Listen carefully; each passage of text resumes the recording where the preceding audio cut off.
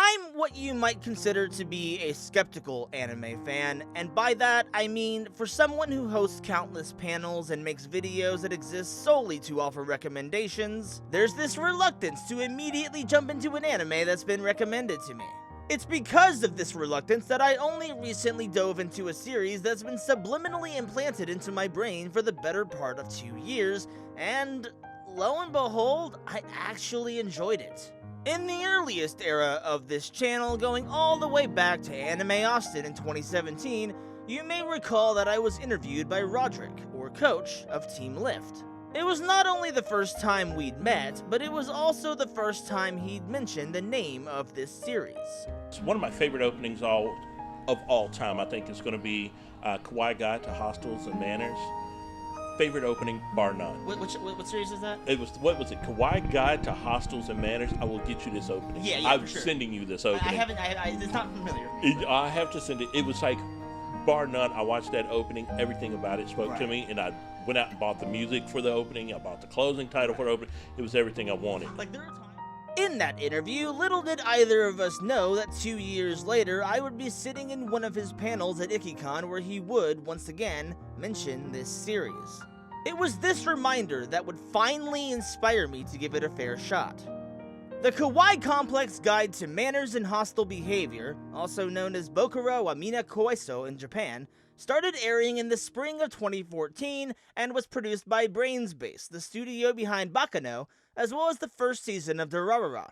But unlike its more darkly lit siblings, Kawai-Sou delivers a radiant story of first love between two of the most disconnected characters in existence. It also showcases a fantastic cast of interesting characters who couldn't be less alike, yet have outstanding chemistry and mesh together in a way I haven't seen since Arakawa Under the Bridge. Beneath the Arakawa Bridge, we're shown a seemingly normal character living with and associating with a group of eccentric individuals, and the same can be said of the Kawaii dormitory. Kazunari Usa, our main character, is convinced that eclectic individuals seem to gravitate towards him, and thus decides he wants to live the next 3 years in peace without attracting the unwanted attention of the dregs of society. I think you can probably tell where I'm going with this, but he moves into the Kawaii dormitory where right off the bat, he discovers his roommate is a hardcore masochist who's into bondage. It doesn't stop there, as the other residents include an office lady who's absolutely awful with the opposite sex, a fashionista who has the exact opposite problem, and a bookworm who can't discern between the fictional world and reality.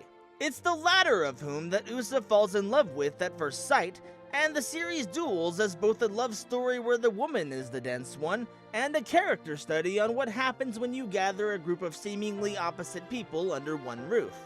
I think the thing I like the most about Kawai-Sou is the way that the bookworm, Ritsu, slowly but surely develops from a cold, standoffish space cadet who spends all of her time buried in her books, to someone who is able to relate with others and even care about them.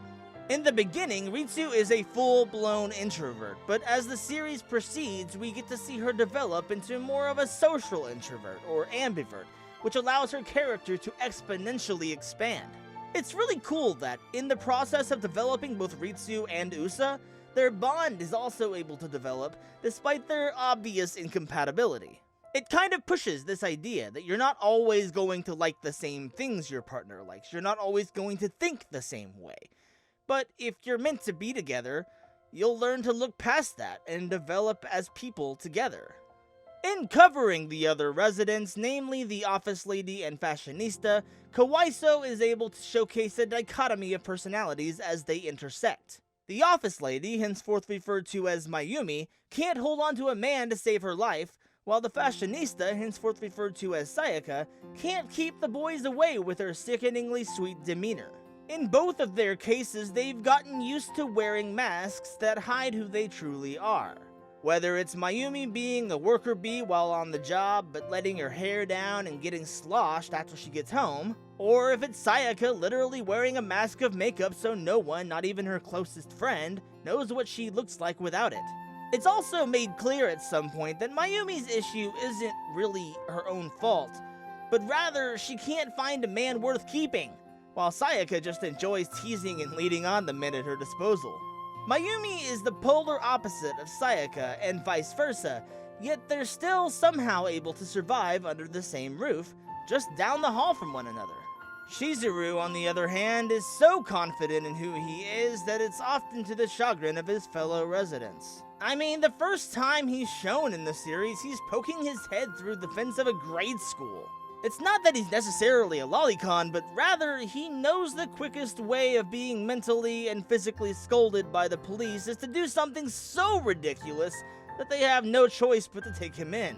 In what might be the biggest surprise yet, as Shizuru's arc develops, we're able to see that he's weird, sure, but he owns that weirdness and becomes the voice of reason for a lot of the events that transpire throughout the season.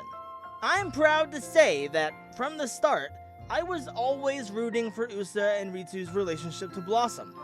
So, when I started to see hints and signs that things were changing between them, I got incredibly happy. It reminded me a lot of how the relationship between Renton and Eureka developed in Eureka 7. In that series, when Eureka finally begins to develop feelings, she fails to understand what they mean despite her analytical nature. In much the same way, Ritsu has a library's worth of knowledge rolling around in her brain, yet she can't seem to figure out why her heart races every time she sees Usa, or why she's so excited to share her books with him. It's an arc that isn't exactly concluded, but the OVA gives us a little more to latch onto. In my opinion, if you're able to create characters like Usa, like Ritsu, like Shizuru, like Sayaka, like Mayumi, and connect them in meaningful ways like Kawai-Sou does, then you're definitely doing something right. It got to the point where, as I finished the OVA episode, there was nothing I wanted more than to be able to read the manga, but it hasn't been published in the West, at least it hasn't yet. It would seem that until something changes, the only way to read the manga is through the Crunchyroll manga app, which is, well, it's kind of deceased. To add insult to injury, it'll likely never receive a second season either. I'd love to be proven wrong about that, but I definitely won't be holding my breath. I enjoy life far too much. If you'd like to give the Kawaii Complex Guide to Manners and Hostile Behavior a shot, it's currently available via both Crunchyroll and HiDive, but the OVA is only streaming via HiDive. I recommend it to anyone who enjoys character-driven stories with an emphasis on romance. If you've made it to this point in the video, I want to thank you so much and invite you to click that subscribe button if you'd like to see more from this channel, and be sure to hit that bell icon to be notified every time I post new content, as if the subscribe button wasn't enough, YouTube! If you'd like to join my Discord server, you'll find a link to do so in the description below, as well as a link to my Patreon if you'd like to support the channel financially. If not, then I look forward to seeing you around the internet. I'm Pixcelation, as always, reminding you to stay pixelated.